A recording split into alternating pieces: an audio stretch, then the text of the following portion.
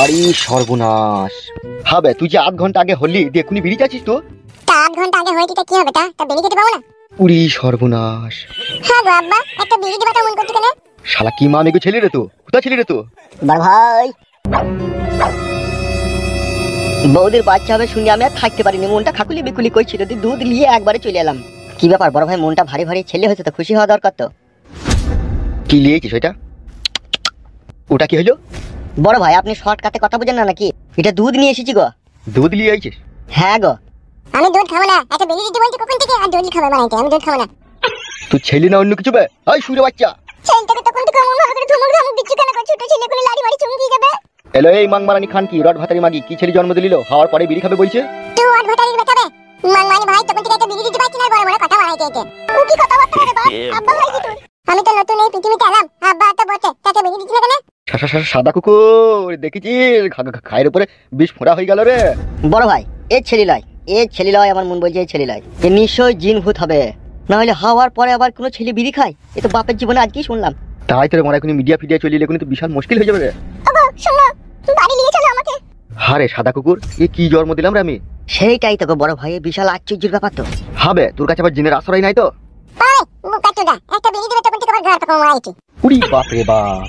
ওগো তুমি বাড়ি চলো গো, বাড়ি থেকে যা হোক করবে। শালা কি ছেলে জন্ম দিলাম রে আমি? আমি তো আল্লাহকে মানাই করলাম যে আমি এমএলএ সাহেবের ঘরে জন্ম হব না, আমাকে ঠেলে গুজি পাঠিয়ে দিল। কি কথা বলছিস রে সাদা কুকুর? আমি এই পৃথিবীতে তোমার ঘরে আসতেই চাইছিলাম না, আমাকে দৌড় দৌড় করে পাঠাইলো।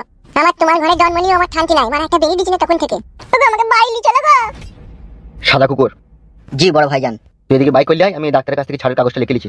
ঠিক আছে বড় ভাই যান। কই গো টাটকা ভাইপু, এলাও দুধটা খেয়ে লাও। তুই মায়ের দুধ খাবো বে, শান্তি ছিল। কাকা হই কি রে, গাল দিছিস কেন মনে করে? তা আমাকে দুধ খেতে বলবে কেন? বেশ বাপ, তোকে দুধ খেতে হবে না বাপ। কোলে এসো বাপ, বাপ শোনো আমার কোলে এসো। পালাবে কোলে মারাই দে, তাহলে হেঁটেই চল দেবো। এই তুই যখন চলে যাচ্ছ, নাম চল। হ্যাঁ এই তো।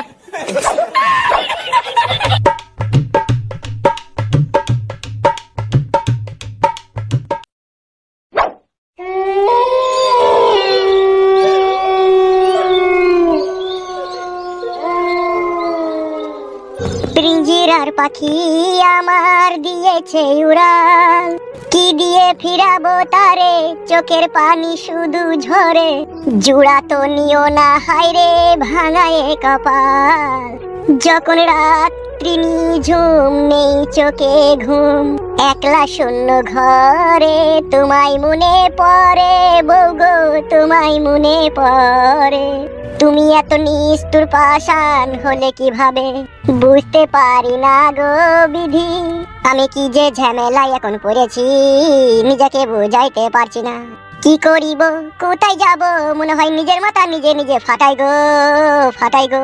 ও তুই যে কাজ করলি গো আমার শোনাবো, এরই ফল তুই একদিন পাবি, যেই দিন পাবি সেই দিন বুঝবি ভাতা ছাড়া কি যে জ্বালা গো জ্বালা গো। ও তুই আমাকে কাঁদিয়ে সুখ তুই কোথাও আর যে পাবি না, যেখানে যাবি সেখানেই জ্বলবি, মনে রেখে দিস এই ফালতুর অভিশাপ আছে গো আছে গো। এ ভাই ফালতু আর দুঃখ করিস না ভাই, তোর জন্যই সবকিছু করছি আমরা। কি আর বলবো কালো কুকুর ভাই, সত্য যুগে মেয়েরা স্বামীকে ভগবানের চোখে দেখতো, আর এই মাঙের কি যে যুগ এলো, স্বামীকে কেটে ডিরামে ভয় দিচ্ছি স্ত্রী। এসব কি বলছিস ফালতু তুই?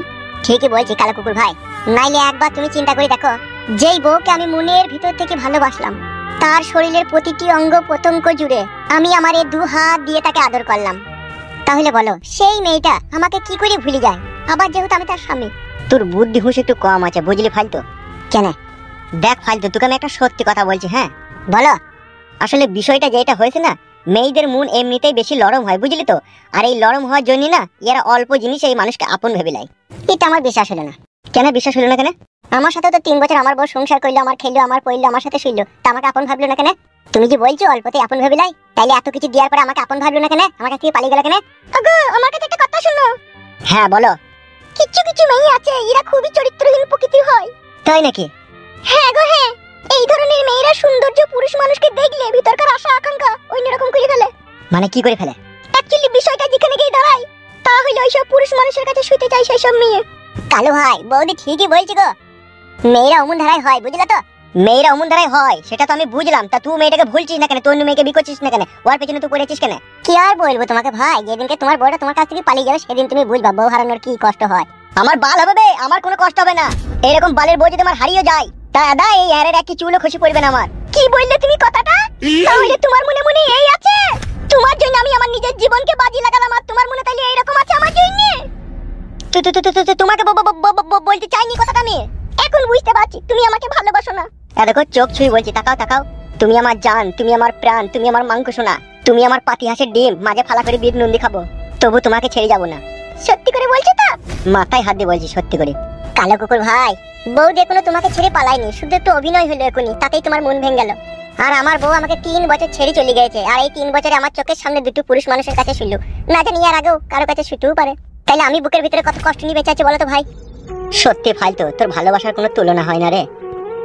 তুই হচ্ছিস কয়লার খনিতে থাকা এক ঝলমলে হিরে বে, আর তোকে ইটের টুকরো ভেবে তোর বউ ছুরি ফেলে দিয়ে চরম অন্যায় করেছে, বহুত পস্তাইতে হবে তাকে। সে তো জানি গো ভাই, ভগবান ছাড় দেয় কিন্তু ছেড়ে দেয় না। একটা দোকান খোলা নাই, শুধু মুড়ির দোকানটাই খোলা ছিল। ওরে ফালতু লিগা মুড়ি আর পানি দিয়েছি। কি হলো কি বেমন খাওয়া কেন? এমনি কিছু হয়নি। বেলে ধর দাদালে, এই চিকটা জল আছে খেয়ে নিবি, মুড়িটা খেয়ে ধর, পেট ভরে খেয়ে নিবি, ঠিক আছে? আবার সে 2 দিন পরে খাবার পাবি। হ্যাঁ রে কালো কুকুর। হ্যাঁ বল। এই ছোড়া তো খাওয়ার ব্যবস্থা হইলো, তোদের দুজনের তো খিদে লেগেছে, তোদের খাওয়ার ব্যবস্থাটা করতে হবে। দেখ তুই যা ভালো বুঝবি তাই কর। কি ব্যাপার, রাগ করছিস নাকি? বৌদি তুমি তো বুঝতেই পারছো, সেই আসমান দিয়ারে চিচিং ফাঁকের গর্তে আমরা এখন আটকে গেছি, এখন এইভাবে 2-4 দিন আমাদের কাটাইতে হবে, নাইলে আর কোনো উপায় নাই। তোকে বললাম নাকি আমাদের জন্য খাবার লাই? তা হইলো, আমার একটা বিবেক নাই, তোদেরকে খালি পেটে রাখবো তা কি করে হয় রে? ওই এমএলএ সাহেব 12 ভাতারের বেটাকে মার্ডার না করা পর্যন্ত আমি 1 গ্লাস পানিও খাবো না বে। সে তুই না খেলেও তোর বউকে তার খালি পেটে রাখা যায় না, ও মেয়ে ছেলে, ওর পেটে লাগবে, ও খালি পেটে খাইয়ে। বৌদি বলো। কালো কুকুর তো সন্ধ্যাবেলায় আসার কথা দিছে নাকি তোমাকে? হ্যাঁ হ্যাঁ, ওকে ফোন করে ডাকবো। বলি কালো কুকুর সন্ধ্যাবেলায় তো আসবে, তা আমি একবার বাড়ি চললাম, বুঝলি তো? তোদের বৌদি লেগে 4টি খাবার নিয়ে আনবো, আর একবার আমি বাবাকে দেখে চলে আসবো। বেশ ঠিক আছে, যা, দেরি করি না যেন, সন্ধ্যা লাগার আগেই চলে আসবি। সে বলতে হবে না, আমি যেই পালিয়ে আসবো। কি রে ফালতু, তুই মুড়ি খেলি গা? তোমরা খাবা না মুড়ি? ওই তো বালের ওই কটা মুড়ি আমি খেলে আবার তোর পেট ভরবে, তুই খেলি গা, যা। বেশ ঠিক আছে।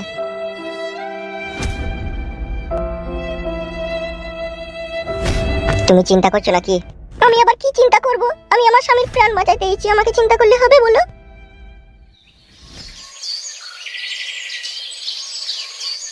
জানো নারকেল বেগম, আমি কুটকলাইকেও যেমন ভালোবাসি তেমন আমার ছেলে ফুটুকেও ভালোবাসি। তাই বলছি গিন্নি তোমাকে একটা কথা। তুমি সব গো, তুমি সব, তুমি বেশি কথা বলো না, বুকে লাগবে, তুমি সব। শুতে আর ইচ্ছা হচ্ছে না গিন্নি, আমি যদি মরেও যাই তুমি আমার ছেলেকে ফুটুকে কোনোদিন বাড়ি থেকে তাড়াবে না। এ তুমি কি বলছো গো? এইসব কথা বলো না, আমার খুব কষ্ট হচ্ছে তোমার এই কথাগুলো শুনতে। কষ্ট হইলেও গিন্নি মনে রেখে দিও, ফুটু এমনিতে যা হোক হোক কিন্তু ওর মনটা খুবই ভালো। তার কারণ ছোটবেলায় যখন ওর মা মারা যায় ওকে আমি কোলে পিঠে করে মানুষ করেছি, ওকে আমি চুল ভোর কষ্ট বুঝতে দিইনি, আর তুমিও কখনো বুঝতে দিও না নারকেল বেগম। তুমি যা বলবে তাই হবে, আমি তোমার ছেলেকে কখনো কোনোদিনও দূরাই বাসবো না। আমি আমার ছেলে কুটকলাকে যেমন ভালোবাসি তোমার ছেলে ফুটুকেও ভালোবাসবো। আম্মা আমিও তোমাকে ভালোবাসি আম্মা। তোমাকে এমএলএ সাহেবের লোক গুলি করেছে তো, আমি যখন বড় হব তখন আমি এমএলএ সাহেবকে আমি নিজে গুলি করব। না রে বাপ মুটকলাই, ঝুট ঝামেলা অশান্তি ভালো জিনিস লয় রে বাপ। সে আমাকে গুলি করেছে ঠিক আছে, সেও একদিন পরের গুলিতে মরবে রে বাপ। তাহলেও আব্বা আমার তোকে সামনে তোমাকে গুলি করেছে, আমি ছাড়বো না। মাথায় লাগিয়ে? না না মাথায় লাগেনি। আব্বা সারাদিন কোথা ছিলি কোথায় তো? এখন কেমন আছো আব্বা? ভালো আছি।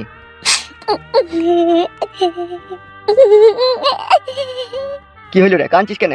আব্বা কি সব হয়ে গেল? আমার কিচ্ছু হয়নি, তুই মন খারাপ করিস না, তুই কাঁদিস না। তোমার বুকে যে যন্ত্রণা হয়েছে তার শতগুণ যন্ত্রণা আমার বুকে হচ্ছে আব্বা। আমি আর প্রতিশোধ লুবই আব্বা, পৃথিবীর কেউ আমাকে আটকাইতে পারবে না। তোমার বুক দিয়ে রক্ত বাই করেছে, আমি ছাড়বো না ওকে। তুই যেখানে যেভাবে থাকবি সাবধানে থাকবি। সাবধানে তো আছি গো আব্বা, আর এই সাবধানে থেকেই ওর জীবনকে আমি সাবধান করে দেবো। আমি কোনোদিনও ভাবতেই পারিনি এই আমার জন্য আমার বাবাকে মৃত্যুর সাথে পাঞ্জা লইতে হবে। শোনো জামাই, তোমাকে আমি একটা কথা বলছি। তুমি এখন কোথায় আছো? কোথায়? আমাদের গ্রামের শেষ মাথায় যে রাজার বাড়িটা, পুরনো ভাঙা বাড়িটা আছে, ওইখানে আমরা আশ্রয় নিয়েছি। সাবধানে থাকবে, এমএলএ সাহেবের লোকজনের সামনে সামনে কখনো হবে না। তার কারণ তুমি তো সবই বুঝতে পারছো, ওরা এখন আমাদের চরম শত্রু হয়ে দাঁড়িয়েছে। তোমার কিছু হয়ে গেলে তোমার বাবাকে আর বাঁচানো যাবে না। তাহলে তুমি চিন্তা করবে না শাশুড়ি মা, আমি ঠিক সেফটি জায়গাতে আছি, আমার কোনো অসুবিধা হবে না। তাহলেও সাবধানে থাকবি বুঝলি বাপ। আমাকে নিয়ে একদম চিন্তা করবে না। হ্যাঁ আব্বা। কি গো তুমি কখন এলে? এই তো এখনই এলাম। তুমি কেমন আছো? ভালো আছো তো তুমি? হ্যাঁ আমি ভালো আছি, তুমি ভালো আছো তো? আছি বউ, কোনো রকম। বলছি বাবু ভাত রান্না হয়ে গেছে? হ্যাঁ হয়ে গেছে তো। চলো আমি চাকে ভাত নিয়ে যাবো। এসো।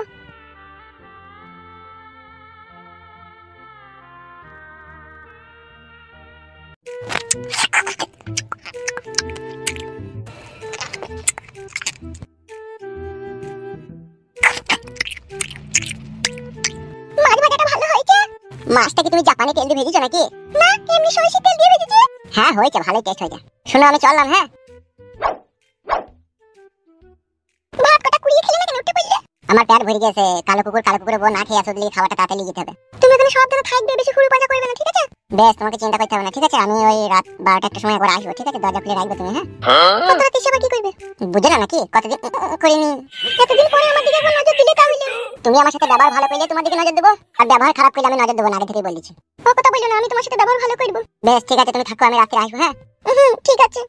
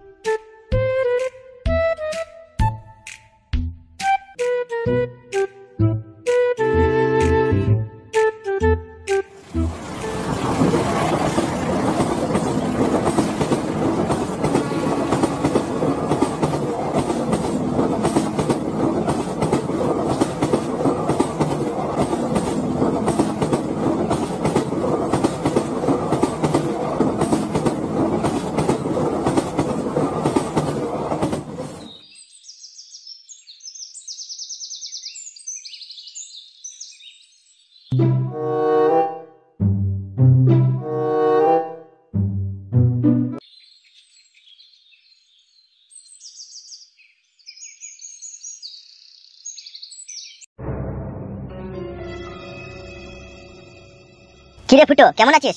প্রিয়াঙ্কা কেমন আছিস রে? ভালো আছিস তো? কি ব্যাপার, আমার বকে ভালো আছিস বলছিস কেন? ওগো, ওটা আমার দাদা হচ্ছে, আমার কাকার ছেলে।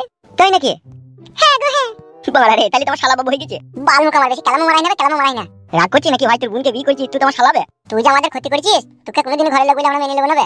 বে বুকাচোদা, পুট কেসটা একবার ধরো তো। বে আমি আর এমএলএ সাহেবের সাথে কাজ করি, যা তুই মানবি না, আমি তোমার সাথে ছেড়ে দিয়ে যাবে।